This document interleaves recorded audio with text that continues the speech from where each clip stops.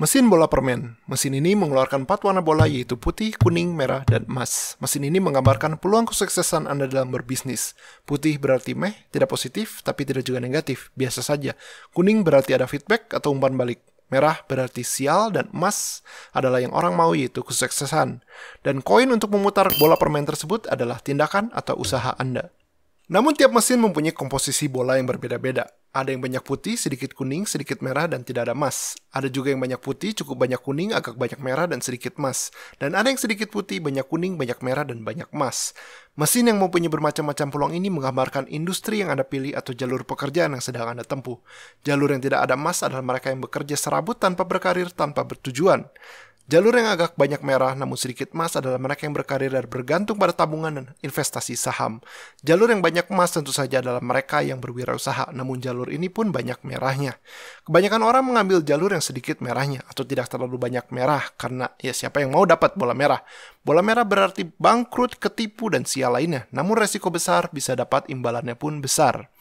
Ada juga orang yang mempunyai mesin bola yang super beruntung banyak banget bola emasnya dan sedikit putih, sedikit merah. Tapi dia cuma memasukkan koin atau usahanya 1 kali, dan ternyata keluarnya merah. Langsung dia putus semangat dan merasa kalau wirausaha bukanlah jalannya. Dia pun tidak memasukkan koinnya lagi. Padahal kalau koin yang dimasukkan banyak, pasti dapat bola emas tersebut. Mesin bola permen apakah yang Anda mainkan sekarang ini? Apakah banyak bola emasnya? Pastikan mesin bola yang Anda mainkan ada emasnya. Berapa banyak koin juga yang sudah Anda masukkan ke dalamnya? Kali ini kita akan membahas Unscripted atau tak bernaskah. Ini adalah buku kedua dari MJ DeMarco. Buku pertamanya Millionaire Fastlane atau Jalur Cepat Menjadi Kaya sudah Bang Jamu review. Linknya ada di atas kalau Anda belum nonton. Buku keduanya ini mencakup banyak hal, termasuk mengulang beberapa hal yang ada di buku pertamanya, seperti 3 jalur menjadi kaya, yaitu jalur trotoar, jalur lambat, dan jalur cepat, dan juga 5 aturan yang harus dipenuhi untuk cepat kaya, seperti akses, kebutuhan, waktu, skala, dan kontrol. Namun di buku keduanya ini, kedua hal tersebut dibahas lebih banyak dan lebih detail oleh dia. Buku keduanya ini 50% lebih tebal daripada buku pertamanya. Sebelum mulai, seperti biasa, jedotin dulu tombol like-nya untuk algoritma YouTube. Saya bahas secara singkat lagi 3 jalur dan 5 aturan menjadi kaya. Jalur trotoar adalah orang yang kerja tanpa tujuan dan tanpa karir. Jalur lambat adalah orang yang kerja, menabung, dan bergantung pada bunga banjebuk di saham aman untuk menjadi kaya. Jalur cepat adalah orang yang berwirausaha untuk menjadi kaya. 5 aturan untuk menjadi kaya. Akses. Seberapa susah Anda masuk ke bisnis tersebut? Semakin susah, maka semakin bagus peluang bisnis tersebut. Begitu juga sebaliknya. Kalau semua orang bisa masuk ke bisnis tersebut, maka semakin jelek peluang bisnis tersebut. Need atau kebutuhan. Bisnis Anda harus memenuhi kebutuhan orang lain atau menyelesaikan masalah orang lain. Bukan karena passion atau hobi Anda. 3. Kontrol. Bisnis Anda harus Anda yang punya, bukan nebeng perusahaan lain. MLM. 4. Time atau waktu. Bisnis Anda harus terlepas dari waktu Anda. Kalau Anda harus selalu ada untuk bisnis Anda berjalan, maka Anda tidak akan kaya. 5. Scale atau skala. Bisnis Anda harus gampang diperbanyak atau diperbesar sewaktu-waktu. Di video sebelumnya, Bang Jamu belum menceritakan siapa MJ DeMarco. Jadi dia adalah self-made millionaire atau orang kaya yang dicapai dengan usahanya sendiri. MJ DeMarco ini sangat kritis dan tidak suka dengan apa yang namanya guru bodong. Guru bodong adalah orang yang mengajarkan Anda untuk menjadi kaya, namun dianya sendiri tidaklah kaya. Setidaknya bukan kaya dengan apa yang diajarkan. Contohnya ada guru mengajak Anda untuk mengikuti seminar bisnis X. Ikuti seminar X untuk menjadi kaya. Anda cek dong, ini orang beneran kaya nggak? Dicek sosial medianya, wah pakai mobil mewah, wah rumah berserakan. Beneran nih orang kaya mau ngajarin cara menjadi kaya. Namun si guru tersebut yang beneran kaya, dia bukan kaya dari bisnis X, tapi kaya dari menjual seminar bisnis X. Sekarang ini banyak guru bodong yang seperti ini, berbeda dengan MJ DeMarco yang menulis dari pengalamannya. Bagaimana pengalamannya? Dia dimulai dari ketika waktu muda dia melihat mobil Lamborghini di parkiran, dan dia memberanikan dirinya untuk menanyakan orang yang punya Lamborghini itu apa pekerjaannya. Dan pemilik Lamborghini itu menjawab kalau dia adalah seorang inovator atau penemu, bisa dibilang pengusaha.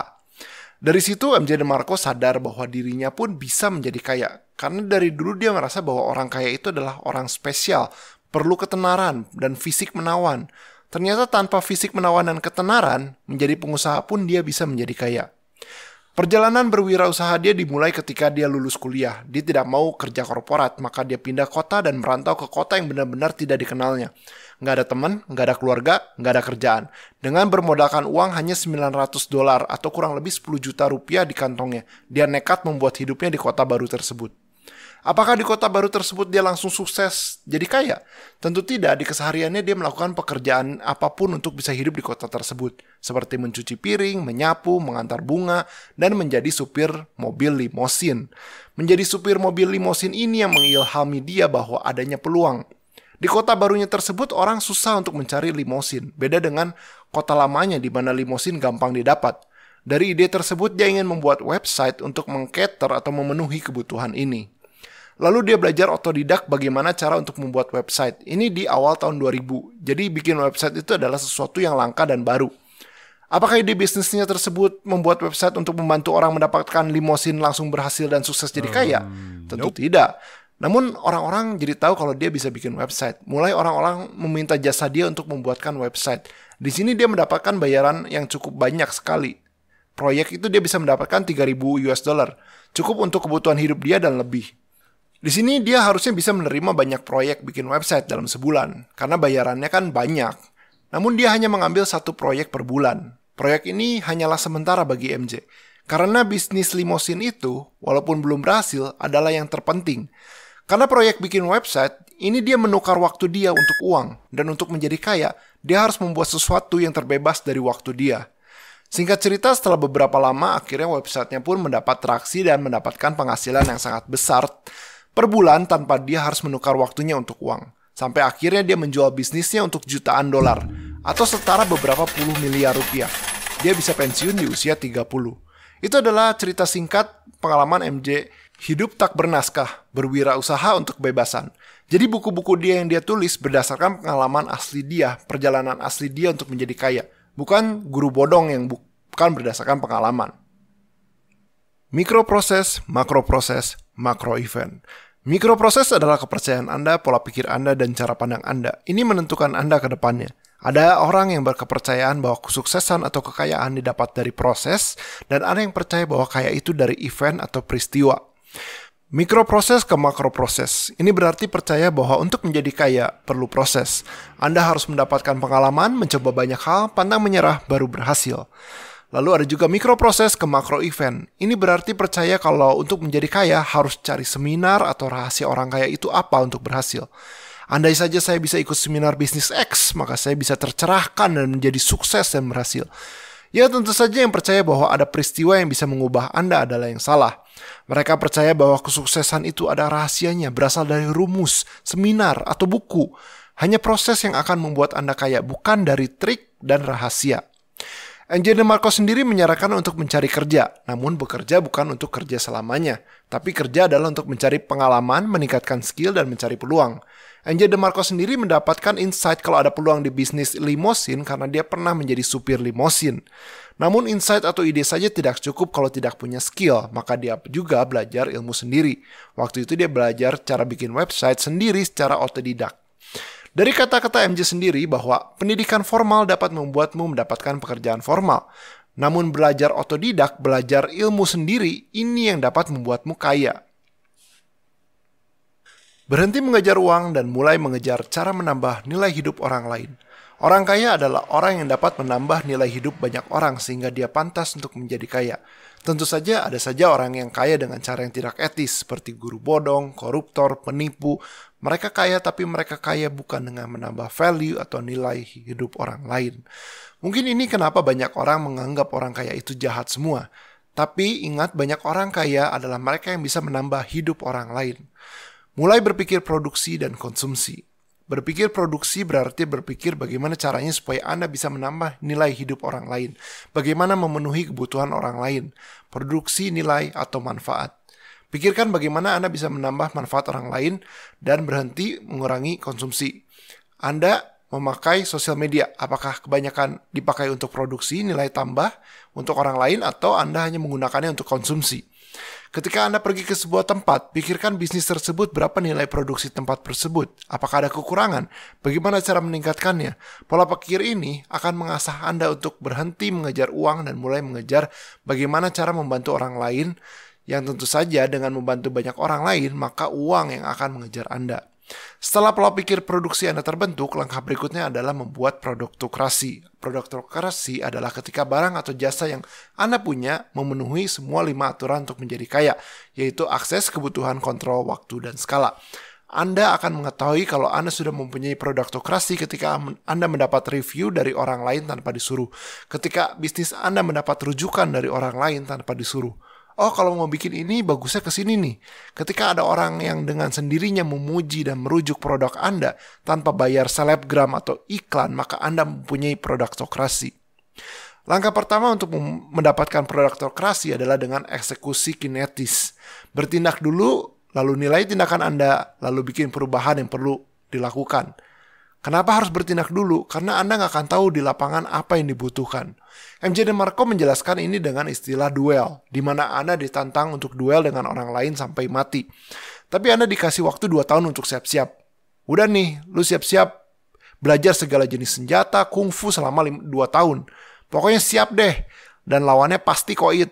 Di hari H duel, Anda dan lawan Anda boleh memilih senjata Anda. Di situ Anda memilih pistol, karena pistol adalah senjata yang paling Anda kuasai. Namun lawan Anda kok malah ambil terpal plastik gede dan baygon. Gak lama kemudian ada bunyi bzzz yang terdengar samar-samar. Anda penasaran, bunyi apa itu? Karena bunyinya semakin lama semakin keras. Di kejauhan Anda mulai melihat kalau ternyata ada segerombol lebah pembunuh raksasa yang sedang menuju Anda. Kaget Anda langsung lari, tapi naas karena lari Anda tidak secepat kecepatan lebah pembunuh tersebut.